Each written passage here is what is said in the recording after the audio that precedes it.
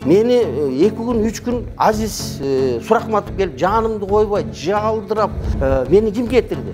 Мен мекенчилик кетирди. Колдоп берсе, Ата журт партия менен аттан алып коебуз. Баары сурайт, кимдер бар дейт. Мен айтам, мен бар. Башка керекпи? Кой сарайдай кылып өлүп алып турсаңар десек, ошондо бөлүп алганбыз. Биз ушунча жылдан бери иштеп келатабыз. Эмне кылып иштедиңер деп. Кошоматтанып, туфли ботинкесин алмаштырып атып, ботинке деле калбай калды. Мисалы, булардыкычы. Сазбукович, мен 3 ай спецпредставитель коюп коюңуз.